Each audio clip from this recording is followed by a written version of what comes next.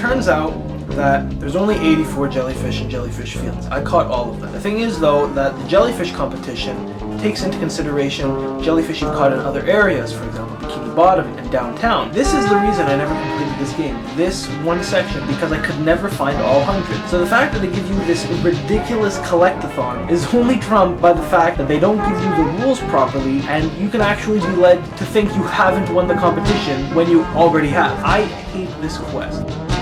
Look, just everything about this game is awesome. I keep trying to think of a way to properly describe it, but all I'm trying to express is that this is actually a SpongeBob game. It's right there in the title. It's not just some goofy adventure with a SpongeBob skin. This was probably the point at which I realized that this was a really good game. A real 3D platformer. Probably one of the best I've ever actually played, and not just some cash grab like I think I was expecting.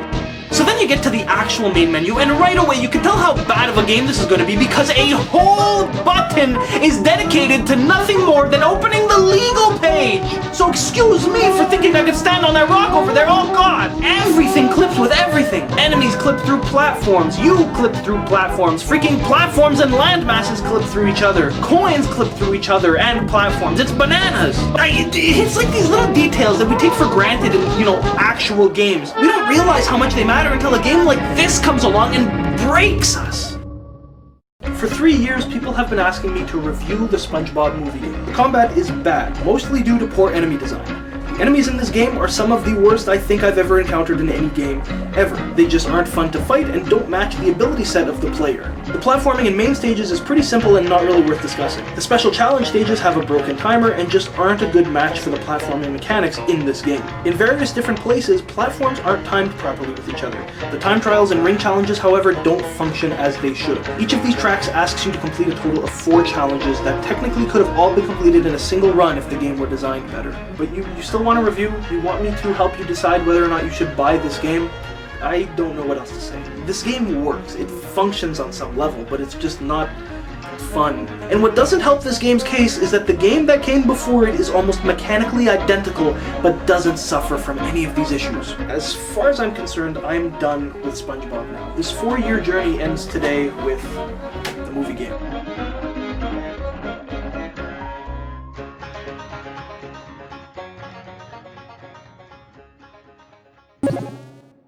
Sponge. Imagine I'm naked. Don't. But imagine my naked body.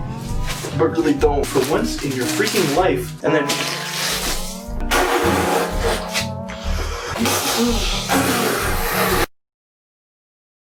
Hello and welcome to a video I am proud to present on a game I have been anticipating for quite a while now. I have some experience with the original, you could say, and I was very excited when they announced that they were making...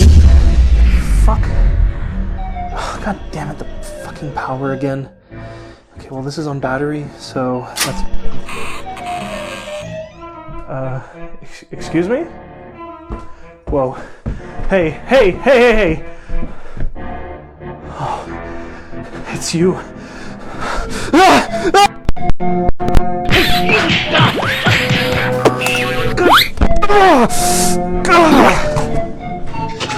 No! Please, drop the gun! Please! No!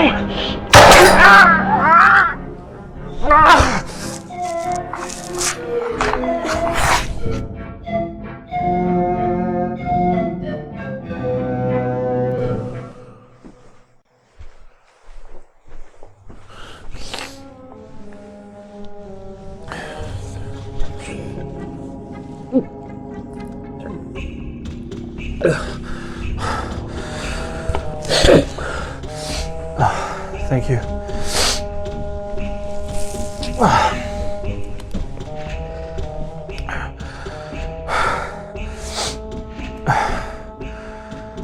Okay. I'm ready, if that's still what we're gonna do.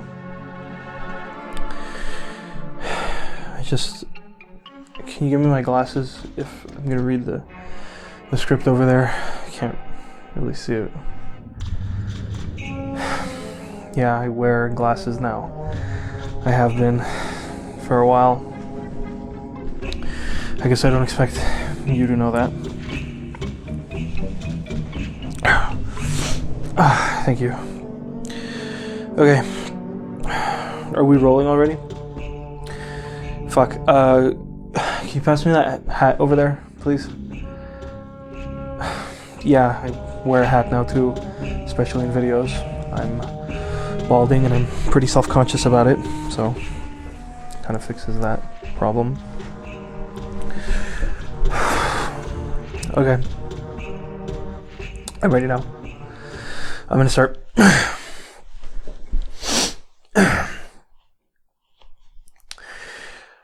Hi. Last year it was announced that SpongeBob Battle for Bikini Bottom would be receiving a special treatment reserved only for the most classic of classic games. This licensed video game, based on one of the most popular icons in children's entertainment, SpongeBob SquarePants, would be remade from the ground up for a multi-platform HD release. It would be rehydrated, so to say. Yeah, big whoop. You piss on a sponge, it gets wet. This is a game that, for better or for worse, I made a video about in the summer of 2015, and then, counting also a video I'd made the year prior, was part of a personal conquest of sorts. For 4 years, I produced at the start of every summer one video about the SpongeBob game, starting from Revenge of the Flying Dutchman and ending with the movie game. And this series, regrettably, got decently popular. At the scale that I operate, at least, it's the only thing that's ever put me on the map, despite my best efforts in true passion projects.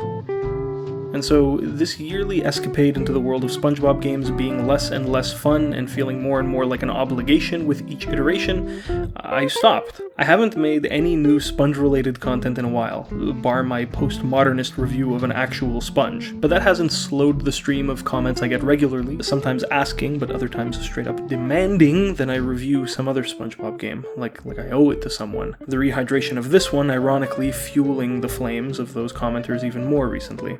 So, I've played it, and today, against my better judgment, I'm going to tell you what I think about it.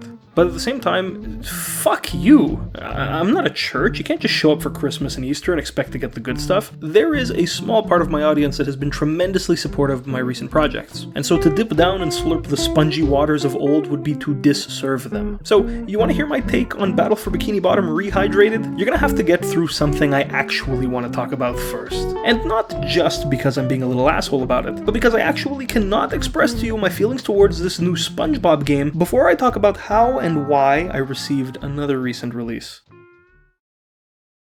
The Last of Us was a game I wanted to love but couldn't. The Last of Us Part 2 is a game that I expected to hate but didn't. Much like certain SpongeBob games, the first game was one I personally covered and had a bunch of issues with. Every critic, I think, has that first game that introduces them to an issue that they try desperately, maybe even embarrassingly to describe, which they find out later not only has a name already, but has sort of become a trope of games criticism. The Last of Us was the first ever game that tuned me into what I didn't know how to name at the time, but was ludonarrative dissonance. It was a game that had a really great story and a really great set of systems it was trying to serve, but at every point where these two parts of it met, it'd trip itself up. There's the obvious stuff that sticks right out like themes. I mean, is this a game about a fatherly-daughterly bond blooming over the span of a road trip? Or is it the story of a couple of cold-blooded cross-country murderers? The game's story is constantly trying to reinforce that you should care about your companions and partners and that they're important, but its systems, in particular its enemy AI, are simultaneously showing you that actually they don't matter at all. These side characters are nothing. They're literally invisible. They're full of shit. I mean, even the enemies are shown to be crappier than the story wants them to be. The world building warns you of zombies that are super sensitive to sound, but then you can choke them out right next to each other and they don't notice. What the fuck? And then there's the immersion breaking stuff. Things like the fact you can't open your inventory in water because it'd ruin your bag. Very realistic. But you also can't use your listening ability to detect an enemy in the same building as you if it's meant for a scripted scare. Not very realistic. There's things like the fact you can't sprint or crouch when there's no danger around, thus spoiling for you in certain situations that an ambush is about to occur because you've retained your ability to crab walk. Just look at the fucking power station level. Oh, I wonder what's gonna fucking happen. It's shit like how you're supposed to be some sorts of scavengers making the most out of what you can find, but then you're constantly finding the same conveniently placed bottles, bricks, pipes, and fucking pairs of scissors all over the place. Or how the story is supposed to be about how mankind persists through a zombie infestation so close to home, yet never do you get to engage with zombies and humans at the same time. And isn't it weird for how clutch the situations get? You never get to offload your resources or equipment to Ellie, but but then when you play as her, you find out her inventory is practically empty. There's no reason she can't hold on to some shit for you. Is this a game about crossing the country with someone else, or is it a single-player game with a fucking puppet behind you? On top of it, the entire game is linear. It's a straight shot from beginning to end, which doesn't seem to match the characters' more contemplative approach to their own survival. Each important story-driving decision is made for you, and your challenge to just act within it, rather than is the challenge stemmed from the sorts of decisions about which path to take or whose advice to listen to that you'd expect in a zombie apocalypse game, suggesting maybe that the game is trying to obfuscate those sorts of things from you to give you more room to digest its characters instead. But then, again, why would the value of these characters be so disproportionate between the story and the gameplay? To highlight just how far those disparities go, there's a part where the narrative literally instructs you to get the drop on a sniper in a house down the road, something which can be interpreted a whole host of different ways. But this isn't what the game wants you to do.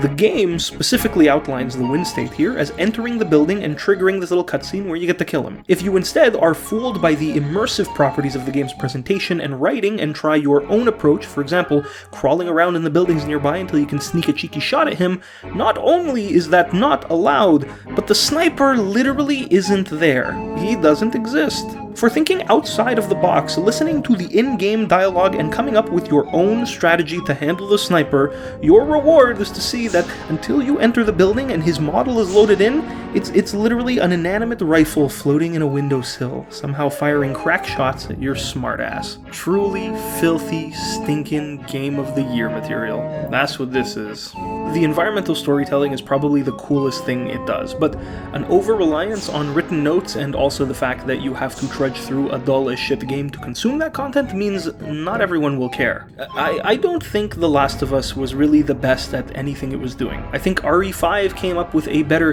in-game time shared inventory system, even in the same genre. I think that games as old as MGS3 had more interesting and easy-to-use survival and scavenging systems. I think the puzzles were completely unnecessary, ridiculous to look at, super immersion-breaking, and dumb as hell, and I think the forced dialogue sequences were mega lame. It was like the game was having an identity crisis. It couldn't decide if it cared more about its story or its gameplay, and so instead of dancing together in synchrony or elevating each other like in most critically acclaimed titles, these two of its attributes constantly were stepping on each other's feet, getting in each other's way. And who's the real loser here? Probably the goofus who bought a brand new console just to play the supposedly GOTY level shit. And so, having had those feelings, when they announced a sequel, I could barely give a shit. Last of Us 2? Who cares, man? Sorry, Last of Us Part 2? God damn, that's a little pretentious, no? I didn't think the sequel was going to be any good. I didn't think I was even going to get it, especially after having had most of the story spoiled during those leaks. But for one reason or another, probably were it not because of quarantine, I wouldn't have done it, I ended up picking it up just for the shits. And fucking hell, the shits it's got. Which means it's good. I'm not as naive to actually believe this, unlike some people with very narrow worldviews, but The Last of Us 2 almost feels like a response to my issues with the prequel outlined in my video. But as I've networked in the past years and met a lot of other reviewers, critics, and writers, I know that the issues I had with the first game weren't mine alone. Pretty much everyone whose hat's in the ring has jumped on the same points. So to say instead that it feels like a response to the general critical reception that I am just one of many voices a part of, might be a more realistic claim. Basically, every problem I or anyone I know had with the first is directly addressed here, like to a freaky degree almost. I talked with my good friend Nova Canoe about it, a guy to whom The Last of Us and the Uncharted games are what SpongeBob is to me, what I'd do to be in that position, and he agreed that not only does it fix any and all issues, but any potential left untapped by the original is tied up here. At least a little. The game's got a real open segment, true non-linearity, and although it's really just once and front-loaded, it's there, and it's really good. I don't know if I would ask for a second level quite like the first day in Seattle. It hits that itch like none of the rest of the game really needs to. You get to see all of the creative ideas they could come up with having to do with how these characters in this very immersive and story-driven and otherwise static game would react to dynamism in terms of player choice. And the design decisions they came to, whether it's how they contextualize the map, the side quests, even the dialogue between the two characters, it's brilliant. It's so good, it feels like its own game, which is kind of why, to me at least, it didn't leave me wanting anymore. It gave me my fix of pseudo-open world elements, and I was happy to play through the rest without. There's also plenty of levels that feature humans and zombies in the mix at the same time. Even more of those sorts of encounters if you consider the couple of areas where you're pinned in the middle of two dueling human factions at once. Again, it's mostly just a complaint on the first because of how weird it is that it was excluded outside of DLC. Like, it's just hard to believe that the most basic way to spice up a stage in a zombie apocalypse game / story was an afterthought to a company with such a large budget. Unless, of course, it wasn't, and was always part of the plan to sell that specifically as DLC, in which case, that's pretty grimy, my dudes. So to have this concept fully realized in the sequel is a total treat. You get to do all the goofy stuff you want to do, you know, luring zombies to chase your enemies, using the noise made by your enemies to sneak past zombies, just leveraging one set of agents over another and vice versa depending on your state and needs. It's great. Not that the combat was missing anything in the first, but it definitely didn't live up to its hype, which bothered some people. The fighting in this game, though, holy fuck. This would have been, and was, in the first game, a really easy place for the ludic and narrative elements of the game to dissonate. Fuck me, right?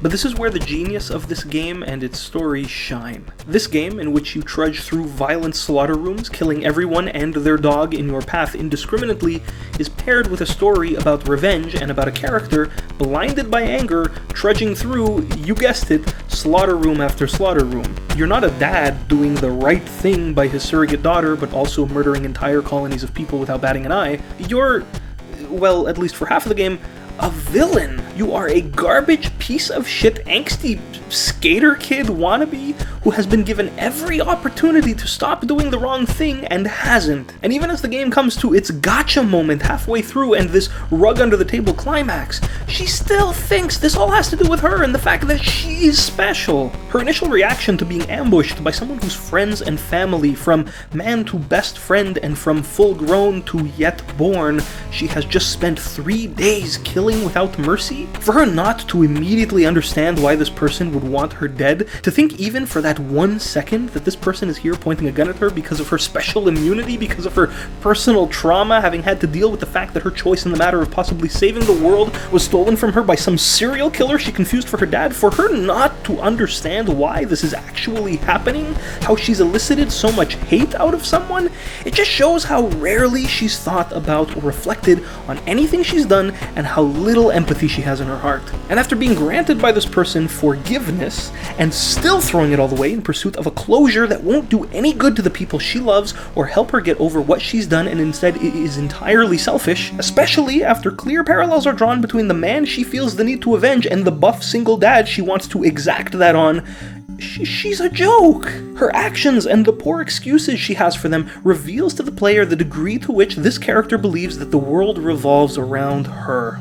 Now don't get me wrong, both players at some point in the story pursue revenge and have nightmares due to their trauma, but one overcomes hers by the minimum step she needs to do and with sympathy and moves past it. The other, I guess, so desperately wants a good night's sleep that she'll stoop not once but twice to villainous levels for it, sacrificing all the morals and lessons passed to her by the mass murderer she called her dad. And that's great and all on a grand scale. It gives you a lot to think about in the hours and days and weeks past rolling the credits. But the combat is so visceral that just as impactful is that one time you pin a guy down, slash and stab away at him, watch the most realistic and painful facial expressions I've ever seen in a game present on his face, finally kill him, and then hear his buddies all call out his name in terror. The entire overarching theme of the whole game can be felt per combat encounter. That is some mastercraft shit. Oh, and did I mention? The partner AIs actually matter now. I mean, they're also a lot smarter, they seem to be more aware of their surroundings than in the first game, and don't typically allow themselves to get so much in the way of the bad guys when you're sneaking around. But on the rare instances where they do, combat is triggered. The enemies can detect them, and the game affords to the player that this unique situation its systems have done everything in their power to avoid has unfortunately occurred. And sure, they're still at permanent health, and yeah, you still can't piggyback off their inventory space, but the way the game's designed, that doesn't matter. You're the star of the show, and they're just your side characters. But the fact that now you're actually held accountable for their mistakes makes them feel much more real and grounds them within the game and the story's world. Which is kind of the same sort of treatment the zombies zombies got. They're not deaf as fuck anymore. It's actually really difficult to navigate around them. Their senses are really realistic, and there's enough quote-unquote noise thrown into their behavior that it's hard to ever see them for the systems and objects that they actually are. A lot of that is down to presentation. These things are spooky as fuck. In particular, the stalkers and the ways they hunt you are some of the most simultaneously thrilling and haunting experiences I've ever had in a game. By the same factors, presentation and obfuscation, the environmental storytelling is out of this world. Maybe it's bias, having played the original a lot longer ago, but I feel like there are less notes in this one, and more about the detail of what's gone on in the places around you is there for you to see and interact with as you do the rest of the game. At the very least, I feel like the notes in this one are able to say a lot more with a lot less. And also just the creativity in the sorts of little condensed zombie stories they've got to tell tangentially as you complete your own is through the roof. Like, the first game tended to focus a lot on the world as it's come to be since the apocalypse has begun. But this one lingers a lot on the sorts of things that happened at the beginning of the infection. Levels like the abandoned emergency wing of the hospital, the botched bank robbery, or the mutiny done-in cruise ship are beautiful little snapshots of humanity before becoming accustomed to survivalism, before the shit you do in the game became the day-to-day for, well, the last of them. These are stories that the first game I feel like didn't so much hit. You learned a lot about different groups of survivors and the shit they'd done either well or poorly, but there's something cool about learning what was at the hearts and minds of the people at ground zero. The people who never got to see the world become this. And that's one of the reasons I more than welcome Abby's half of the game. It's worthwhile in my opinion just on the grounds that it gave the creators of this game more of an excuse to construct these environments and to tell these sorts of side stories without detracting too much from the main. Dope shit. I really enjoyed my time with this game. Much unlike the first game, which left a lot to be desired, I don't think there's more than one thing I could ask for more. And that thing, admittedly, kind of is a big ask.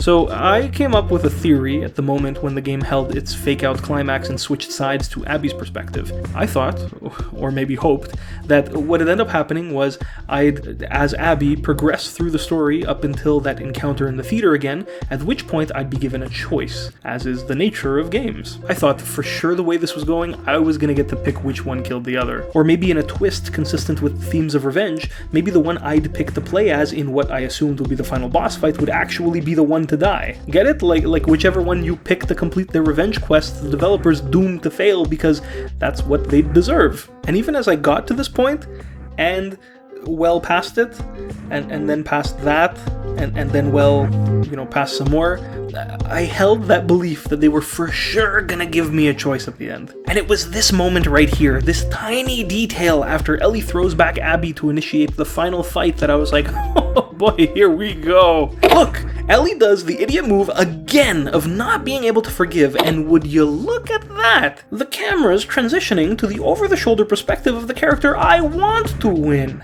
For sure, for fucking sure, there's a choice somewhere here.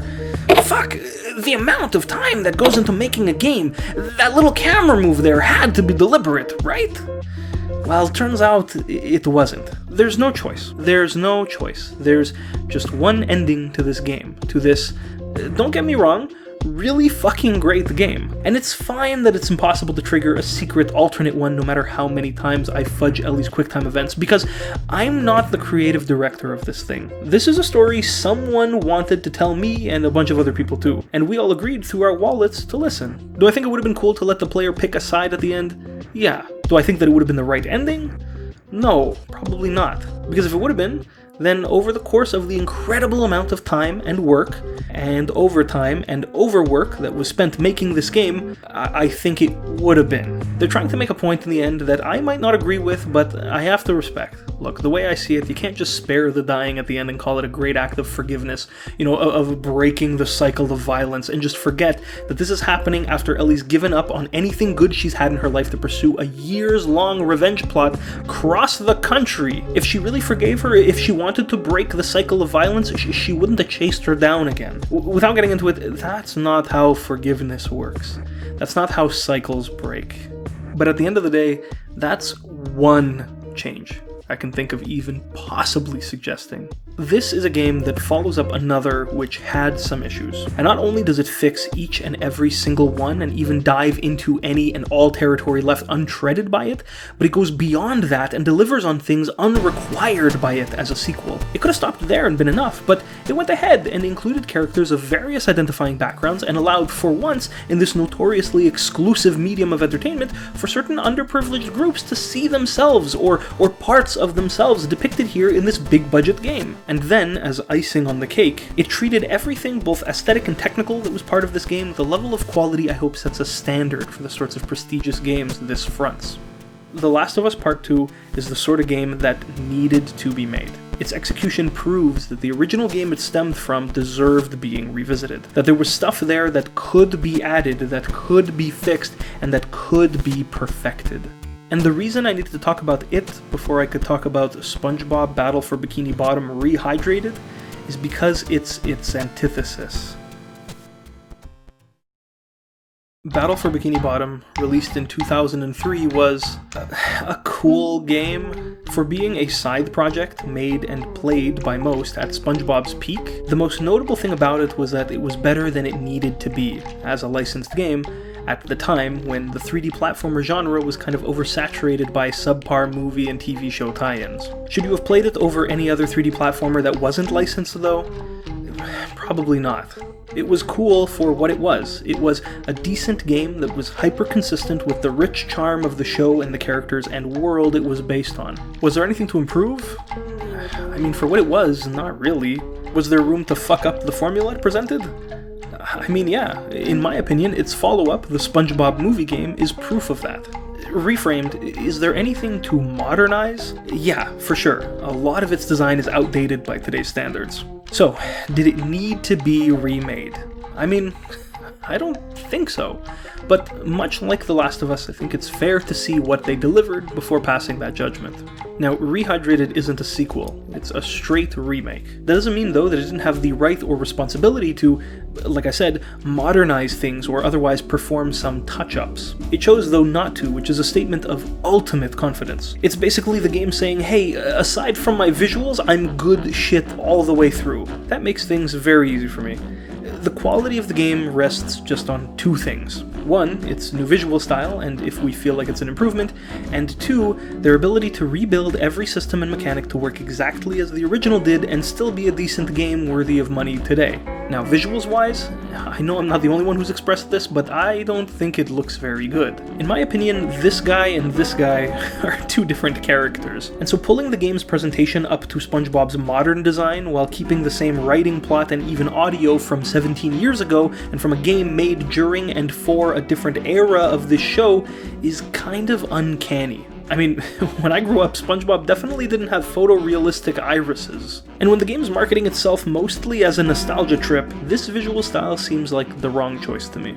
So then, gameplay-wise. I mean, look, the original was a GameCube/PS2 game, which meant that it kind of just worked the way it was meant to. These days, it's got a game feel that maybe comes off as dated, but it still works within itself.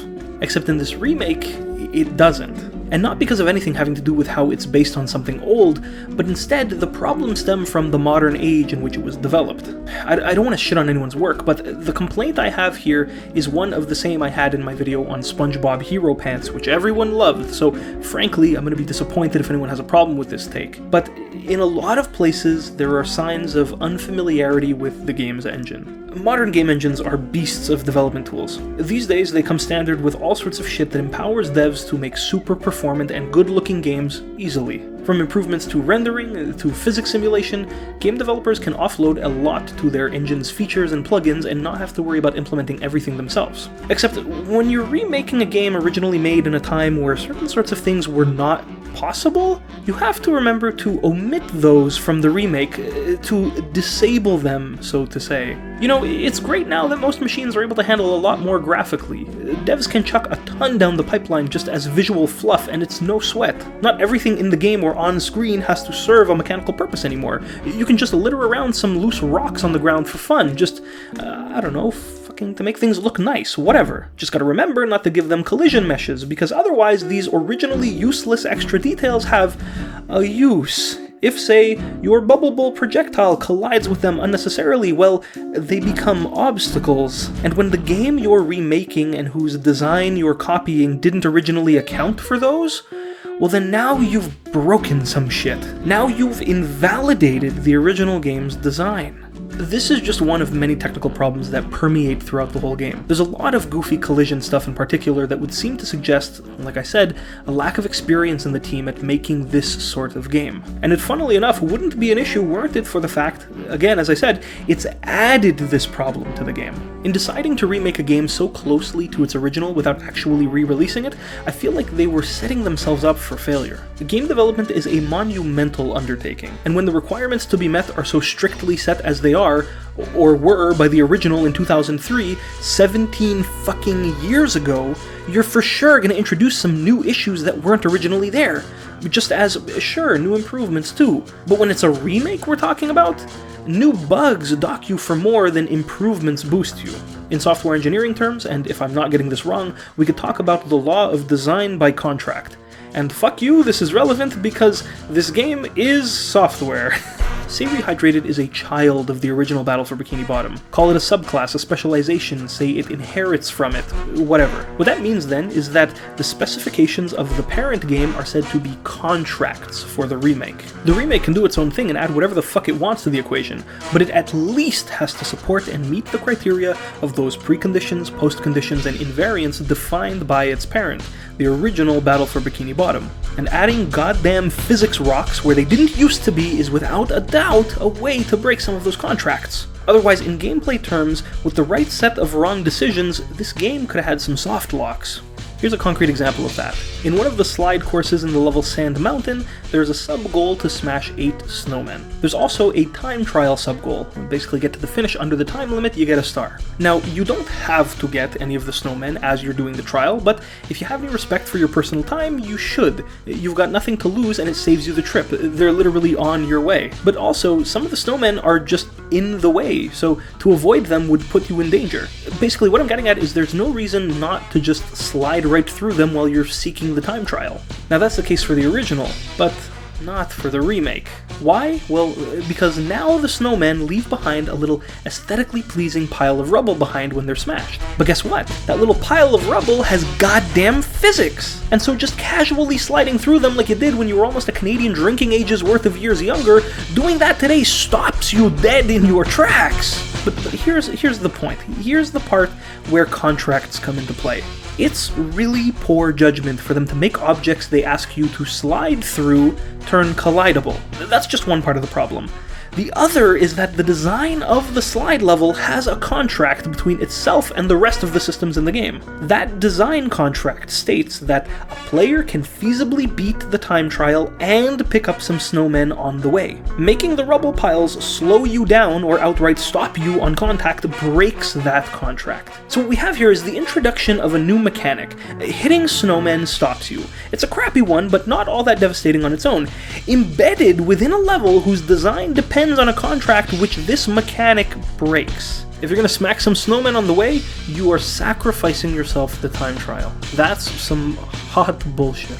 And that's just one example of a level design altering issue present basically anywhere where there's physics interactions. It's there on the teeter-totter platforms in Jellyfish Fields, it's there in the ball physics in the library and in the dream. It's there in the bubble bowl power-up and anywhere where there's new shit it can collide with now. Basically fuck the rolling ball challenge now, it's garbage. It's probably in some other places, I don't know.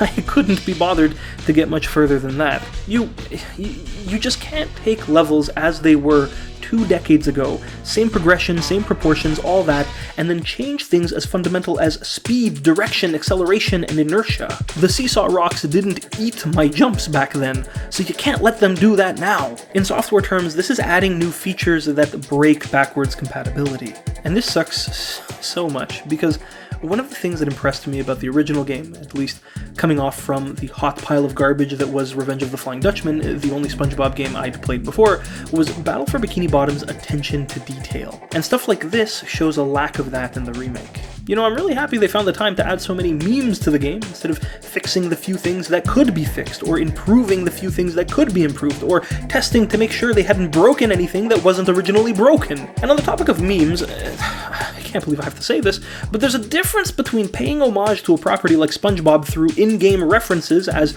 was present in the original, and just plastering screenshots all over the environment. Why does SpongeBob have a frame of himself ripped straight from an episode just in his house? Who took this picture? Is this placed here for him or for us, the player? Who's this in service towards?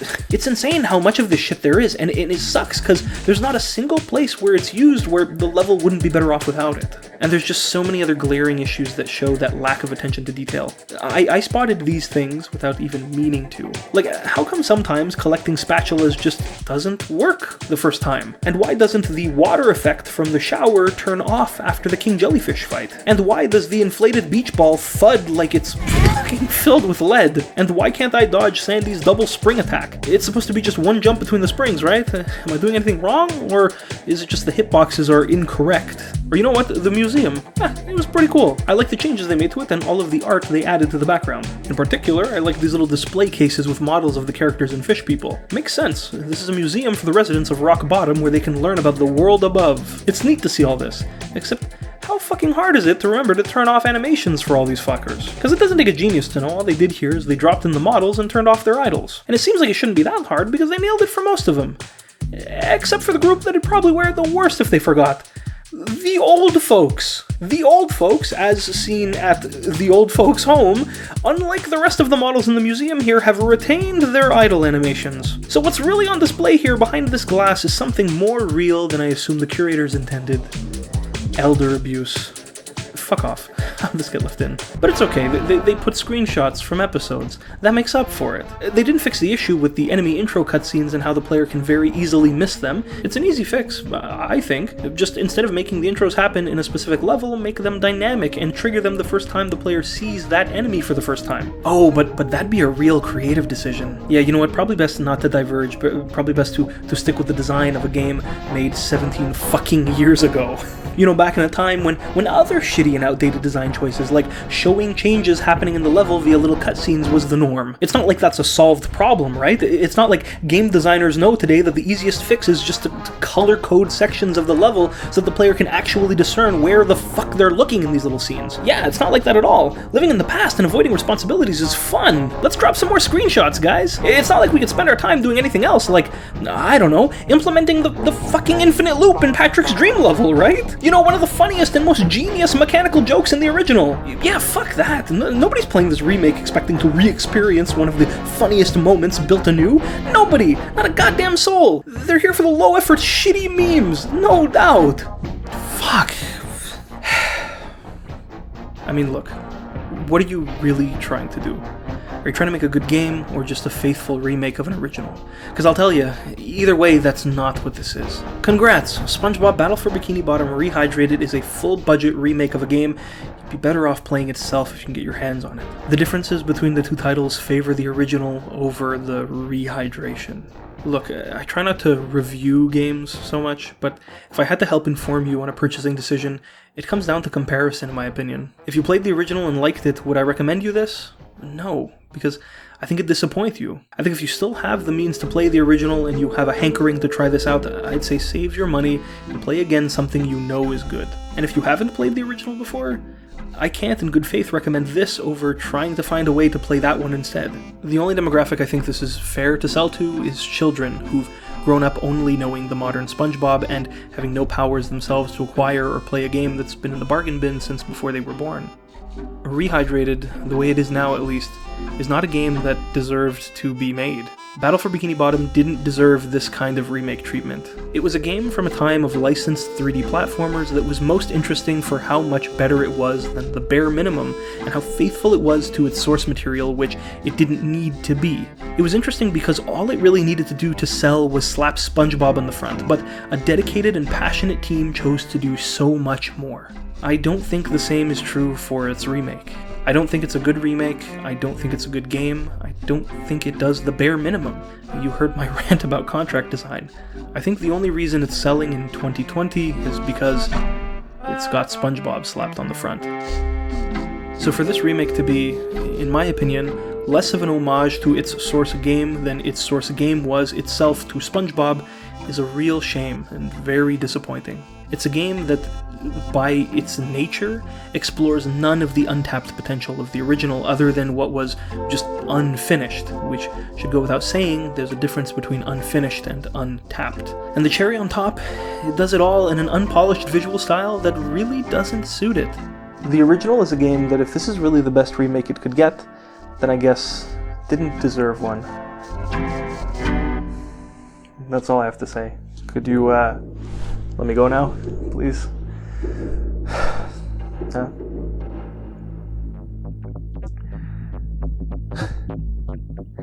Hey, you could have gone to anyone else, but you came to me, and that's my spiel.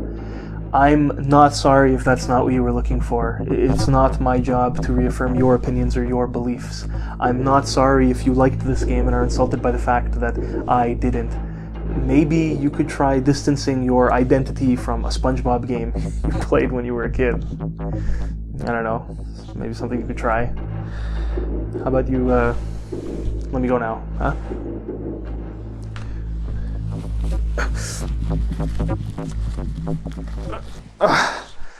Thank you. But, I mean,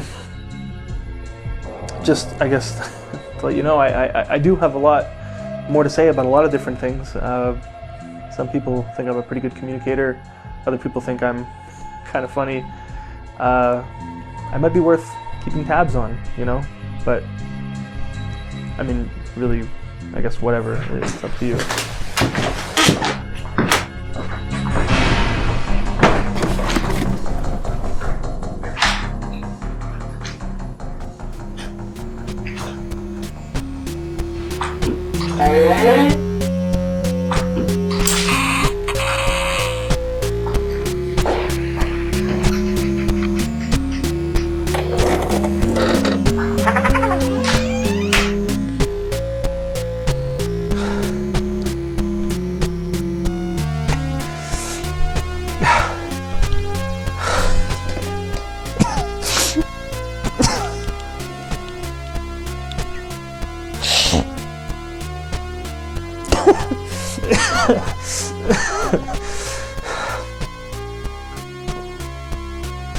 Ah, fuck. Ah.